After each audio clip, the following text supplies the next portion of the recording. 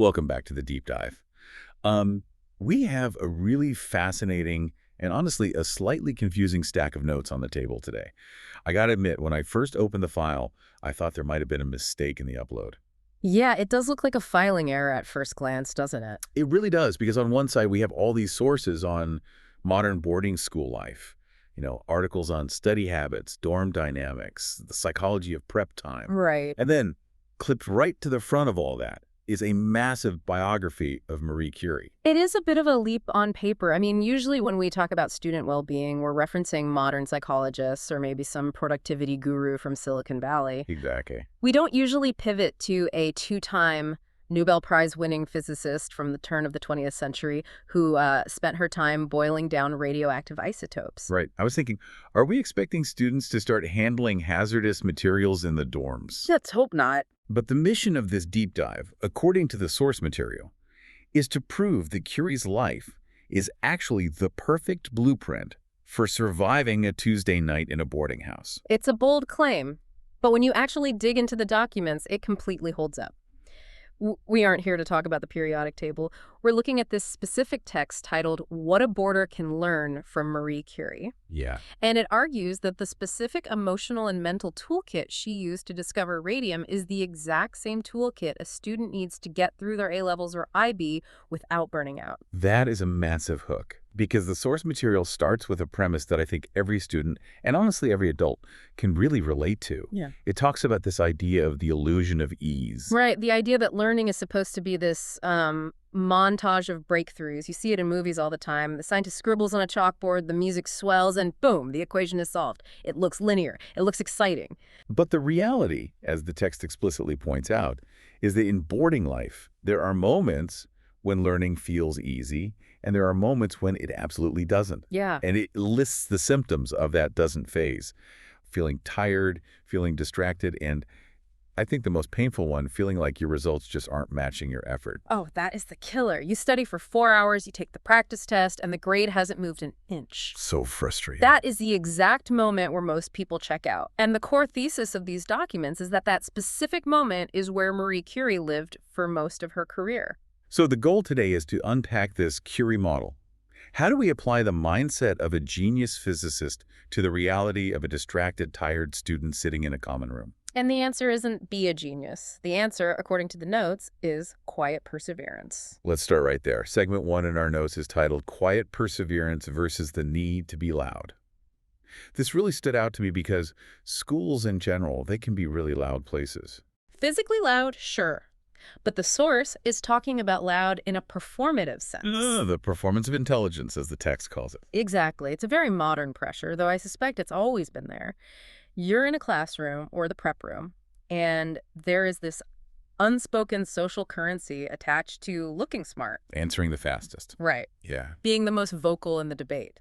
Showing everyone around you that you get it. It's basically the pick-me energy of the academic world. And the text notes that this creates a huge amount of anxiety for students. Because if you aren't the loudest, you feel like you're failing. Yeah. But then the source pivots to Curie. Who was the total antithesis of loud. The biographical notes here describe her early years in Paris. She wasn't holding court in cafes. She wasn't debating loudly to prove she belonged at the Sorbonne, where she was, one of the very few women. Right. The adjectives used in the text are focused, determined, consistent, and calm. Calm's doing a lot of heavy lifting there. It really is, because calm in this context doesn't mean relaxed. Right, she wasn't just chilling out. Exactly. It means she wasn't looking around. She wasn't seeking validation from her peers. The source highlights that she spent long, grueling hours studying and experimenting, often in miserable conditions, simply because she believed in the learning itself. She wasn't doing it for the applause. That's a massive shift in mindset for a student. I mean, if you're sitting in prep and you're stressed out because the person next to you is typing furiously or bragging about their practice essay, this text is basically giving you permission to ignore them. It's more than permission. It's a strategy. The Curie model suggests that energy spent performing intelligence is energy wasted. No, it's good. If you are worrying about how smart you look, you aren't actually thinking about the chemistry problem in front of you. You're splitting your focus. So the real insight here is that quiet effort is powerful. You don't need to be the main character in the movie every single day. You just need to do the work. Precisely. But, and here's the catch, doing the work quietly is really hard when you aren't getting any dopamine hits from it. Which brings us perfectly to the second segment, the phenomenon of invisible progress. I think this is the most technical part of the psychological aspect here, because we live in an instant feedback world. We really do. You post a photo, you get a like, you text a friend, you get a reply. You play a video game, you get a score. Right. Our brains are entirely wired for immediate cause and effect. But deep learning, real academic progress, it violates that rule completely. The source uses Curie's discovery of radium as the ultimate example of this. And I think it's worth detailing what that actually looked like, because the notes here are pretty graphic. It wasn't just sitting at a nice mahogany desk doing math. No, not at all. The source describes what historians call the shed years. The shed years. Yeah. To isolate radium, she had to boil down tons, literally tons of pitchblende ore. She was stirring boiling cauldrons with an iron rod that was as big as she was. Wow. In a shed with a leaky roof, freezing in the winter and suffocating in the summer. And for how long did she do that? 4 years. 4 years. 4 years of manual labor. Just to get a few decigrams of radium. Exactly. Imagine that in a student context. Imagine studying for a test for 4 years and seeing absolutely no result until the very end. That is invisible progress. That sounds like a nightmare. The source notes that her work was slow, difficult, and had no obvious results for almost that entire duration. But she kept stirring the pot. She kept stirring because she trusted the process. That's the key phrase the text pulls out. She knew the chemistry was real, even if she couldn't see the radium yet. So how does a year 10 student apply trust the process? Because they can't wait 4 years. They have exams in June. The timescale is definitely different, but the mechanism is exactly the same. The source lists the specific activities: revising a vocabulary list, practicing a violin scale, rereading a dense chapter of history. When you do those things today, do you feel smarter immediately? Usually no. You just feel bored. Right. You don't feel a change. You don't see the radium appearing. But the source argues that this is the plateau of latent potential. The work is compounding in the background. You can't stare at a plant and watch it grow in real time, but if you water it, it grows. I really like that analogy. In a boarding environment where you're living with your peers, it's so easy to compare your invisible progress to someone else's highly visible success. Oh, constantly. You see someone get an A and you think, well, it's working for them, but not for me. I'm broken. But Curie teaches us that the lack of immediate visual results doesn't mean the work isn't happening. It just means you haven't processed enough pitchblende yet. It requires a tremendous amount of faith in your own effort. Okay, so we accept that we need to be quiet, and we accept that progress might be invisible for a while, but we still have to actually do the work. Yes. And this is where the notes get very prescriptive about methodology. Segment 3 is all about deep work. Deep work is a buzzword we hear a lot in productivity circles. But the source defines it very specifically through Curie's habits. It wasn't just working hard or putting in the hours. It was about the quality of her concentration. The text mentions that she had this almost frantic ability to concentrate, to the point where she wouldn't even hear people entering the room. Total tunnel vision. Now, obviously, we aren't asking students to go into a trance, but the source translates this into boarding terms. And the translation is blunt. Deep work in a boarding house means using prep time properly. And the number one barrier mentioned: Devices. it's non-negotiable in the text. You simply cannot achieve the level of cognitive load required to learn complex topics if your phone is buzzing every 3 minutes. It's interesting because the source doesn't frame this as a moral failing. It doesn't say phones are bad because adults say so. It frames it as a physics problem. It says you cannot focus deeply if your attention is fractured. It's about context switching. Every single time you look at a notification, your brain has to recalibrate. Curie succeeded because she didn't switch contexts. She stayed with the problem. Right. The source advises focusing for short, powerful periods. It's not about locking yourself away for 6 hours straight. It's about 20 minutes of absolute intensity rather than 2 hours of quote-unquote studying while texting your friends. There's a distinction in the notes here that I really want to circle because I think it's the most important practical takeaway of the whole document. It says, deep work is thinking instead of just completing tasks. That is the golden nugget of this section. It really hit me because I remember being a student and I was an absolute master of completing tasks. Oh, me too. I filled out the worksheet, I highlighted the textbook in 3 different colors, maybe the beautiful flashcards. but I wasn't actually learning anything. You were doing administrative work. You were moving information from one piece of paper to another piece of paper without it ever actually passing through your brain. Exactly. I was Uh, pretending to work. Thinking, as Curie did, implies struggle. It implies wrestling with the concept. If you are doing your prep and it feels smooth and easy, you probably aren't doing deep work. You're just completing tasks. Deep work feels like lifting a heavy weight. It's supposed to be uncomfortable. That's such a great heuristic for a student. If you're comfortable during prep, you might be coasting. And the payoff listed here is worth that discomfort. Confidence grows, results improve, and crucially, independent learning develops. You stop needing to be spoon-fed because you've built the muscle to chew the food yourself. Now, I can hear a listener, maybe a student, maybe a parent listening to this and thinking, okay, this is all great. But Marie Curie was a literal genius. She had a massive IQ. It was easy for her. I'm just trying to pass my math exam. The talent trap. We assume high performance is just genetic, but the source addresses this head-on in the section titled, "Your Circumstances Do Not Limit Your Potential." And it lists the barriers Curie faced. I think people really forget this. She wasn't some wealthy aristocrat with a private tutor. Far from it. She was Polish, living in Russian-occupied Warsaw, where women were legally banned from attending university.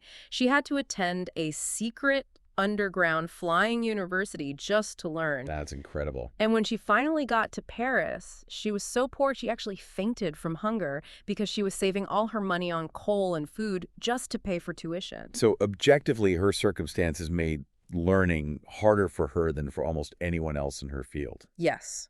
But the key takeaway from the notes is a direct quote. She did not lower her expectations for herself. That is a deeply powerful mindset for a boarder. Especially in a boarding context. Boarding houses are incredibly diverse ecosystems. You have students arriving in year 10 or year 12 from entirely different countries, different education systems. Maybe English isn't their first language. Maybe they haven't covered the same syllabus as the kid in the room right next door. It's so easy to feel like you're already losing before you even start. To look at the kid who has been there since year 7 and think, well, they have the advantage, I can't catch up. The source gives a mantra for this. Your starting point does not define your finishing point. Your effort and mindset do. It's a reminder that where you begin is just a circumstance. Where you end up is a choice based on that quiet perseverance we talked about earlier. It totally levels the playing field. It basically says, okay, the cards are dealt.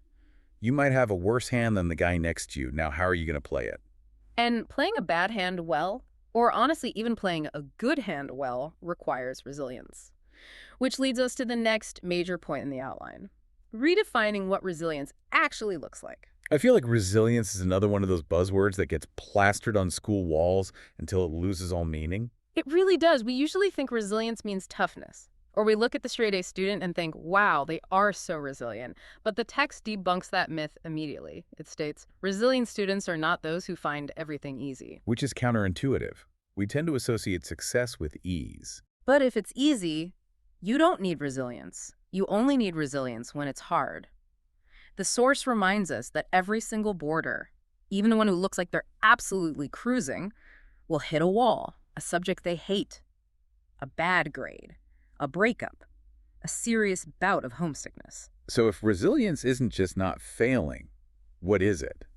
The text gives us a very practical action plan, a list of verbs. It's a completely functional definition. Resilient students try again, they ask for help, they adjust their approach, they keep going. Asking for help is the one I really want to highlight. Because if you're trying to be the quiet, stoic genius like we talked about in the beginning, you might mistakenly think asking for help is a sign of weakness. That is a dangerous misinterpretation of the Curie model. Curie was quiet, yes, but she collaborated constantly. She worked with her husband, Pierre Curie. She worked with other scientists. She didn't isolate herself intellectually. The quietness refers to the lack of ego, not a lack of communication. That's a vital distinction, and adjusting their approach is the other big one. Right. Resilience isn't just banging your head against the wall doing the same thing over and over. That's just stubbornness. If you're studying for 4 hours and failing, don't just study for 5 hours. Change how you study. The source makes a bold claim here that really sums this up. Mm. Marie Curie's success was not based on talent alone. It was based on not giving up. It's the classic talent versus tenacity debate. And for a boarder, this is the most encouraging part of the document. You might not be the most naturally gifted mathematician in the dorm. You might not have the highest IQ in the room. But if you are the one who shows up, does the deep work, and refuses to quit over a 2-year course, you can absolutely surpass the student who has raw talent but zero work ethic. It's the tortoise and the hare, but with more radioactivity. Exactly. Let's zoom out for a minute. We've talked a lot about the individual Yeah. student, the one sitting alone at the desk, but a boarding house is a community. It's a hive mind. The source talks about building a learning culture. This is fascinating because it shifts the responsibility from the individual to the group. The text argues that a strong boarding learning culture is not built on pressure. Which again feels completely wrong at first glance. You look at high-performing schools, and you automatically assume the secret sauce is high pressure. But pressure usually leads to anxiety, hiding mistakes, and massive burnout. Instead, the source suggests the culture should be built on 4 pillars. Effort matters, focus matters, time matters, perseverance matters. It's subtle, but if you shift the value system of a dorm from getting an A matters to focus matters, the entire atmosphere changes. It creates what the text calls the ripple effect. Humans are social animals. We mirror each other. If you walk into a prep room and the culture is to show off and everyone is loud, comparing grades, posturing, it's impossible to work in there. But if the culture is Curie-style perseverance, Then it's quiet. People are heads down. And that focus is contagious. If you look up from your book and see your roommate, who you know is struggling just as much as you are, put their phone away and dives back into the work, it is infinitely harder for you to justify scrolling on your phone. it's peer pressure weaponized for good. It really is. You create an environment where the absolute norm is deep work. And the source says that when you do that, results follow naturally. You don't have to chase the grades. The grades become a byproduct of the culture. It reframes the boarding house. It's not just a place to sleep, it's a structure. The source mentions that boarding gives you the time and structure to develop that strength. That's such a great perspective shift. Usually students see prep time as a cage. I have to sit in this chair from 7 to 9. But if you view it through the Curie lens, prep time is an incubator. It's a protected space where you can intentionally build this mental toughness. We've covered a lot of ground here today. We've gone from the science labs of Paris to the modern dorm room. We've talked about being quiet instead of loud, trusting invisible progress, doing the deep work, and totally redefining resilience. It's a pretty comprehensive guide to being a student. It really is. And what I love most about it is that it strips away the magic. It doesn't say wait for inspiration. It says stir the pot.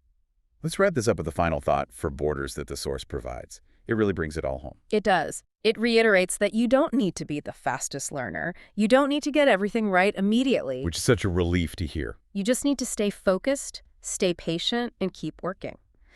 Because, and this is the line that really sticks with me, the students who succeed in the long term are not always the most naturally talented. They are the ones who show up, work deeply, and absolutely refuse to give up on themselves. It's deeply empowering. It puts the control back in your hands. You can't control your IQ. You can't control the difficulty of the exam paper. But you can control whether you show up. And you can control exactly how you use those quiet hours. The source ends by saying, Marie Curie reminds us that greatness is not built in moments of pressure. It is built in the quiet hours of consistent effort.